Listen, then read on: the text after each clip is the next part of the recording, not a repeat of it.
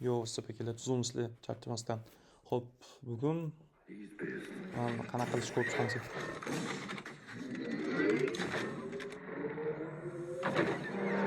Tak, shu video, xo'p, buni qilish uchun bizga ikkita AI kerak bo'ladi. Xo'p, birinchisi ChatGPT Plus, ikkinchisi bo'lsa bizda Kling AI bo'ladi ikkinchisi. Xo'p, ChatGPTda biz rasmni o'zini generatsiya qilib olamiz. Kling AIda bo'lsa videoni. Xo'p, ChatGPTni olganda plus versiyasini olishinglarni maslahat berardim, chunki plus versiyada rasmlarni limitsiz generatsiya qilsangiz bo'ladi. Tekin versiyasida bo'lsa bir kunda ikkita rasm generatsiya qilsa bo'ladi xolos. Shuning uchun plus versiyasi yaxshiroq, xotirasi uzoqqa yetadi. Xullas, endi biz ChatGPTga prompt yozishimiz kerak bizga kerak bo'lgan rasmni generatsiya qilish uchun. Xo'p, promptda hamma narsa bo'lishi kerak, ya'ni o'sha obyekt, bizga kerakli bo'lgan mashina qanaqa joyda turibdi, qanaqa holatda. Men ishni tezroq, osonroq bo'lishi uchun o'zim tayyor rasm bor, o'shani yuborib qo'ydim background uchun. Shu rasmda bo'ladi dedim.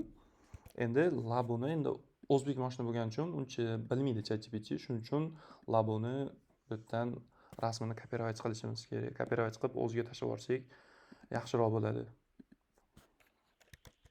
Labo ketdi. Endi prompt yozamiz bunga. Qanaqa bo'ladi? Ushbu mashinani shu yo'lda ekan holatida rasm qilib ber.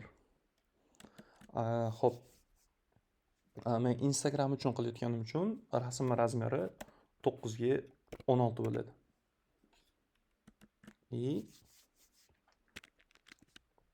Qiziqishga 8 ga cinematic deb qo'ysak, realniroq chiqadi.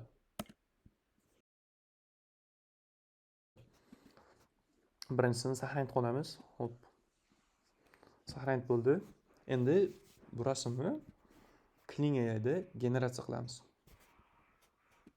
Xo'p, menda boshqalarning ham tayyor rasmlari bor. Bibliotekada ko'rsataman hozir. Tak, mana unga chiqqan rasmlarim. Xo'p, Next'ga men laboni rasmini tashlamasdan labo qil desam, shunaqa chiqargan. Matiz, tushungan, Spark. Rasmni tashlaganimdan keyin Spark, rasmni tashlashimdan oldin Spark qanaqa tushunardi. Spark.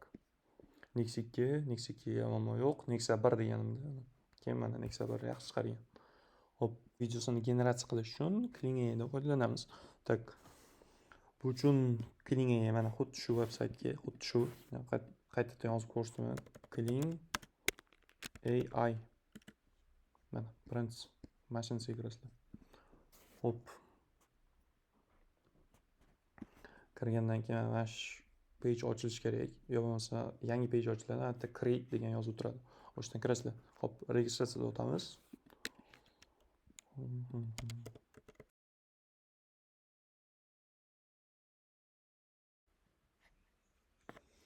Ketdi. Hop. Ketdi. Kirganlar endi уже registratsiyadan o'tgandan keyin Kingga 166 ta token berdi. Endi bu tokenni biz rasm yoki videolarni generatsiya qilish uchun ishlatsak bo'ladi bu yerda. Hop, homepage, explore joyda boshqalarning ishlarini ko'rib chiqsak bo'ladi. Bu yerdan ham ideyalar olsanglar bo'ladi. Cho'tki. O'shani вообще. Xullas, shular. Tak. Endi bizga kerakli joyi qaysi? Bu yerdan video degan joy turibdi. Shunisiga kiramiz. Video. Hop. Click degan. Tak, tanlaymiz bizga kerakli video, rasmni. Tak. Dream deb saqlanib qo'yganman. Belly Dive. Вот, Nexa 1 tanladim. Nexa 2 ga generatsiya qilmoqchiman hozir buni. Transformerlarga o'xshatib o'tkazmoqchiman. Tak, tushdi. Endi ikkinchi rasm kerak. Birinchisi o'tdi, endi ikkinchisiga o'tadigan rasmni qo'shishimiz kerak. Tak, bu Nexa 2 bo'lsa kerak.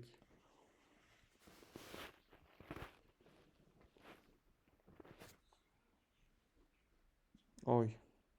Necha bir ekan? 2. Endi videoni qanaqa bo'lishini biz bunga tasvirlab berishimiz kerak. Tak. Endi buni tasvirlash uchun biz ingliz tilida yozishimiz kerak.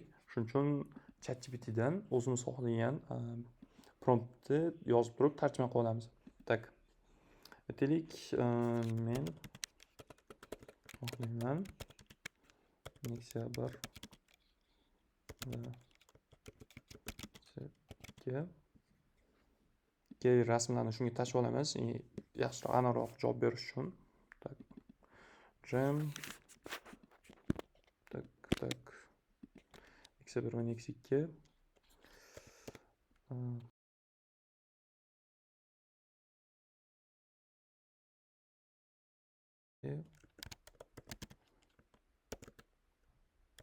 Prompt yozib ber.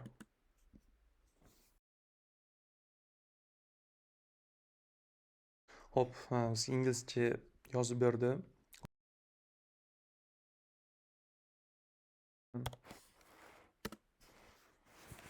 Yaxshilab prompt yozdirmasanglar, sizlar kutgan natija bo'lmaydi. Bitta yozganda promptni yaxshi yozdirib olish kerak, bo'lmasam bergan 166 ta tokeni havoga uchib ketib qoladi. Keyin pulga sotib olishlariga to'g'ri kelib qoladi. Hop, mana. Camera movement kerak emas bizga. Mashtidan copyright qilamiz. İngilizcede yozib berdi. Endi buni klingaga shunda tashlaymiz. Ketdi. Hop, ikkita rasmni generatsiya qilish uchun 35 token olar ekan bizdan. Ketdi. Creative, professional deb o'tib turibdi. Tepada Kling 1.6, ikkini tanlasanglar bu pulli versiyasi bo'lib qoladi. 100. 1.6. Ketdi. Submitted. 3 minutda bo'lar ekan. Agar pulli versiyasini sotib olsanglar, joyida bo'ladi bu. Tekin versiyasi bo'lgani uchun ozgina kutish kerak. Ba'zi vaqt hatto 3 soat ham oladi yo 1 soat, ba'zi vaqt 1 minutda qilib qo'yadi. Bu holatga qarab. Bo'ldi, bu уже submit bo'ldi. Ungacha vaqtdan o'tish uchun ikkinchi rasmni qo'yib turamiz.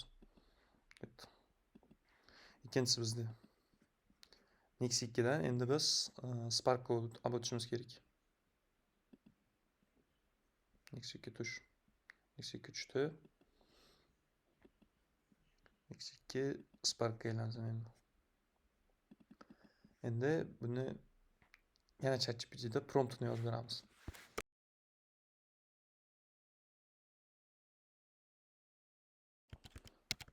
Sezilsin. Ketdi.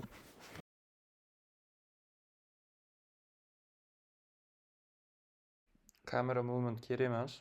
Hammasini bir xil kamerada qilaversin, chunki videoni ulayotgan paytimizda bizga qiyin bo'lib qolishi mumkin. Shuning uchun qilamiz. Tak, eski promptni o'chiraveramiz. O'rniga yangisini copyright qilib tashladik. Buni generatsiya qilamiz desak, hozir qila olmaysan deydi, chunki bizda tekin versiyasi bo'lgani uchun bittada ikkita narsani generatsiya qila olmaymiz tekin versiyada. O'shaning uchun manual generatsiya bo'lishini kutib turamiz 30 sekund.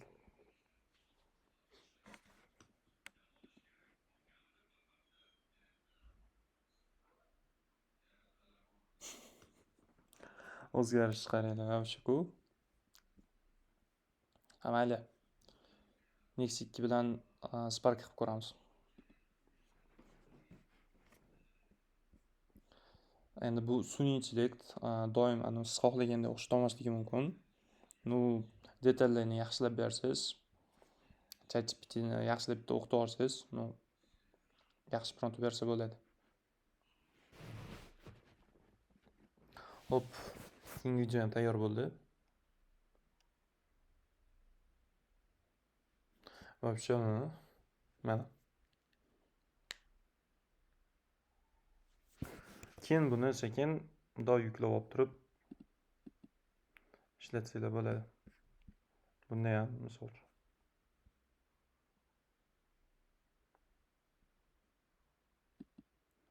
Buni yuklab olasizlar. Yuklab olgandan keyin xohlagan birorta montaj qiladigan programma esa qolganini qolsiz bo'ladi. Videolar ovozsiz bo'ladi. Hop. Next 1, next 2 takkan.